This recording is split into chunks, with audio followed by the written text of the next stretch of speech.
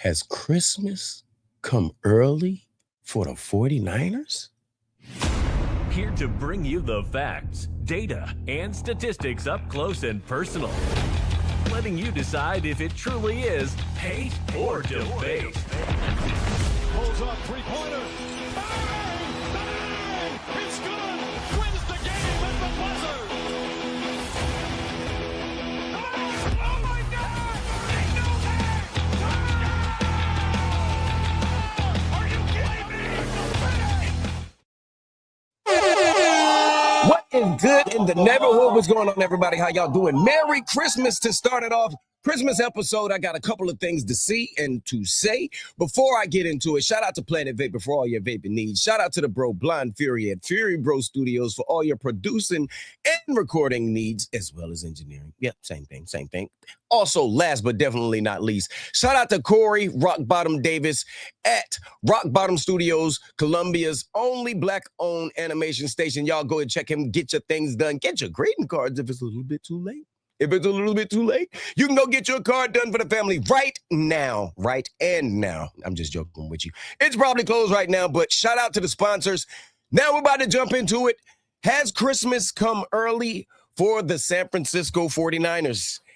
My answer would be not quite yet, but it could. This Christmas is looking good because how they looked on this holiday Monday. The ratings for Monday night, they're back and forth with the most wins with Pittsburgh. But right now, they are holding it down. The most primetime wins by any franchise, San Francisco 49ers. And isn't this such a story for the NFL, for the league, for the people, and definitely for Brock Purdy? I'm going to start this off with the team, then we'll go into Brock Purdy, because this team is looking different. What I mean by this team is looking different. You remember the beginning of this year, all the rants that I had? Today is Christmas, so I have to apologize. I have to apologize first and foremost to Kyle Banana Hands Shanahan's. I was so mad at him. Oh, my goodness, man. I was mad. Apologize to you, Kyle. Some way you was playing hooky this year. You was on the hot seat this year. Now you're looking like that great American hero that you are, that are leading these guys to greatness. Nobody has talked about how good you always look after the bye week, because our bye week came so necessary and so under the radar. Nobody was paying attention to us. They were watching all of the top teams fold before your eyes. Like I said, week 2 of this year, none of the top teams are looking like the top teams. Nobody wanted to listen to me. Look at them now. Look at us. Kyle Shanahan has this offense looking like they can score any minute. And they've looked like that all year. The difference was Mac Jones was playing, and he had it a bit different, more simplified, a bit further downfield, because he does have a stronger arm than Brock. But when Brock came back and got completely healthy, running that Kyle Shanahan system, Brandon Ayuk, I don't know. I don't care where you're going to go. I'm sorry it didn't work out. I fought for you tooth and nail. Look at you now. Where are you at, Brandon Ayuk? You're not here. You're not. Nobody knows where you are. You're riding by the stadium speeding. You're putting up apologies. We don't know what's going on with you, but that's what it looks like when you blow millions of dollars and your only job is to catch the doggone football. What is going on? I don't know, but Merry Christmas to you, brother. I wish you nothing but the best. I don't wish bad on anybody. Back to Kyle Shanahan, back to Brock, because Mac Jones, without any of those weapons earlier this year, no Kittle, no problem. Juwan Jennings injuries. Ricky Pearsall still injured now. Every time he gets tackled, he's injured. So we can get you 100 yards, then you're going to have to sit out a few weeks. No, thank you. We do not need it. But right now, the man of the hour we're talking about, or of the next few minutes, is definitely Kyle Shanahan. You have all of those injuries. Your defense gets busted up.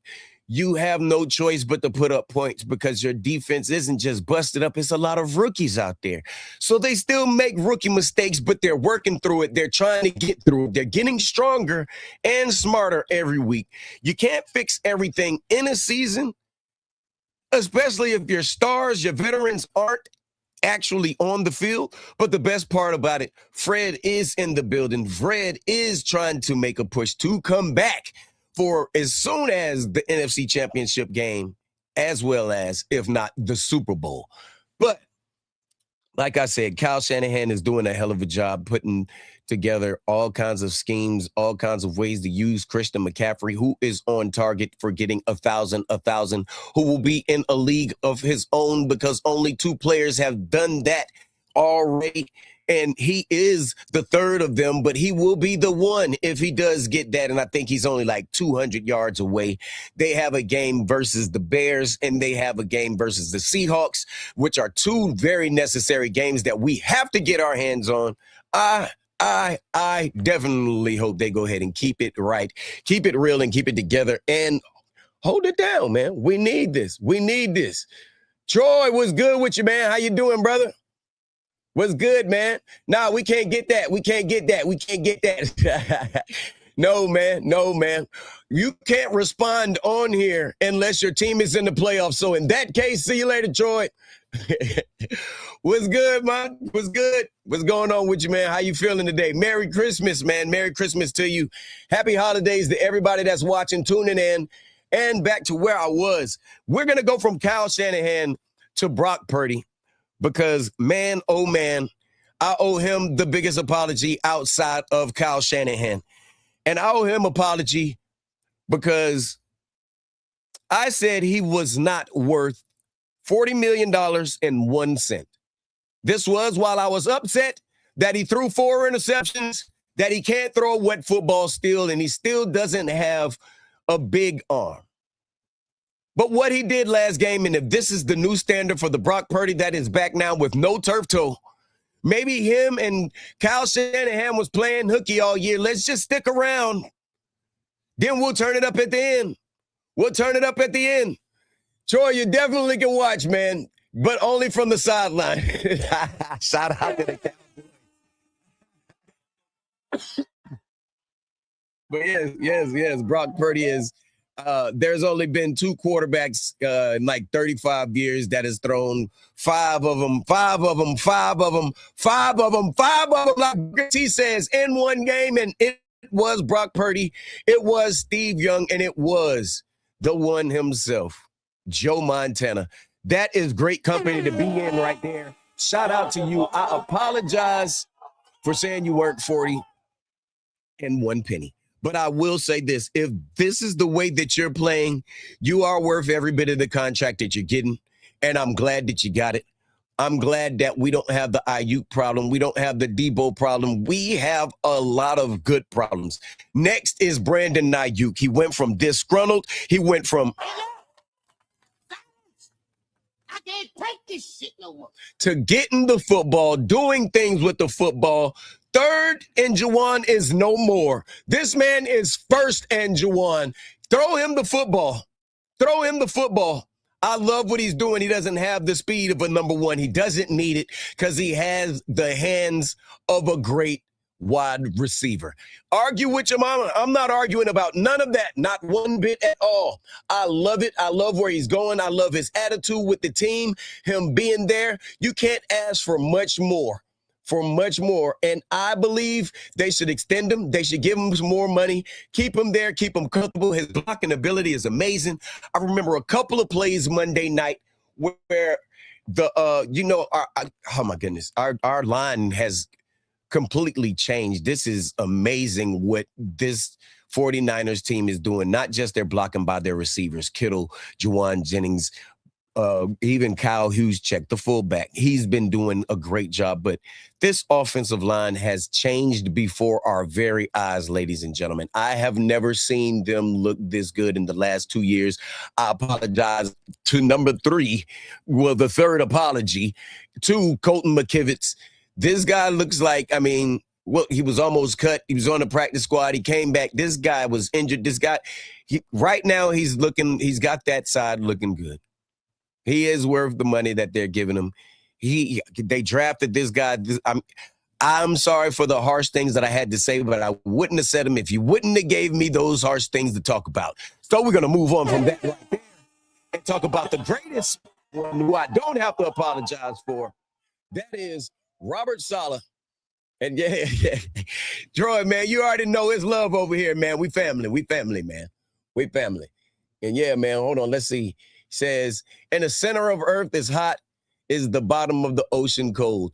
That right there, he said, if the center of the earth is hot, why is the bottom of the ocean cold? Maybe that's because it's still surface level. At that point, I'm not sure. I could be wrong. I don't know, man. I'm no good to that Miami Wick, man. Shout out to you, man. Good question.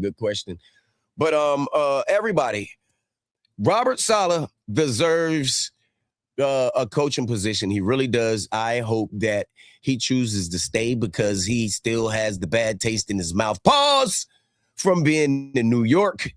That was a travesty. He should have never went. I was mad when he left. Shout out to D'Amico Ryans. He did a great job. After Saleh left, then he left. Oh, man. He's doing pretty good in Houston, though. But the Aaron Rodgers and Rob Saleh saga just really didn't kick off.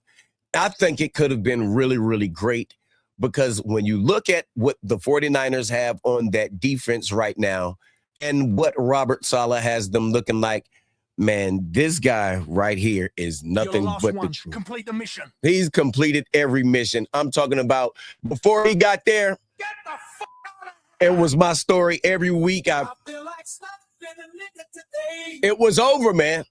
It was over. I didn't have much to say to anybody. You can ask everybody that was here with me, man. Every single person, man. But right now, just like I said earlier today, get those keys. Go ahead and crank it up, man. We riding. The bandwagon is outside, man. Rob Saleh's got those keys. The special team is right behind us. We are in the car.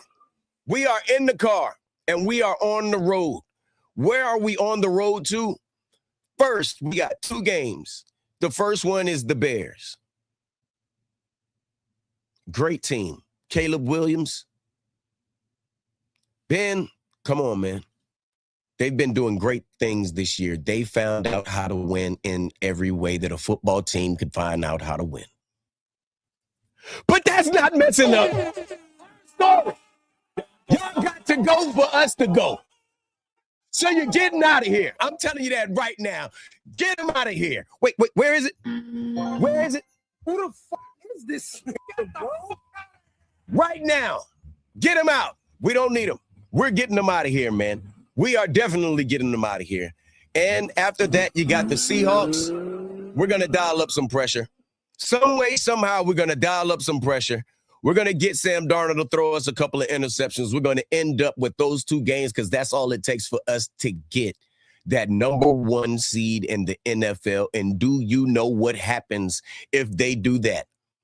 That means starting next Sunday, San Francisco can play at home. The following week, they can play at home. When the playoffs start, they would have a bye week, and then they would have 2 more games at home. And then the Super Bowl at home. What are you talking about? What a story. I'm telling you about it because I will be here for it. I will be here for it, and I'm ready. I am ready. I don't know about y'all, but I am ready for this. I am excited. I want us to do this for the people that weren't good enough to stick around, for the people that weren't faithful, for the guys that was just there for the gold and not there for the red, the blood, sweat, and tears. You can keep on going. Don't look back. 13 minutes of fame in the books. I'm at 14 right now, but I'm going to give you one more. Shout out to all of the teams that are still in it. Shout out to the teams that fought hard that are not in it.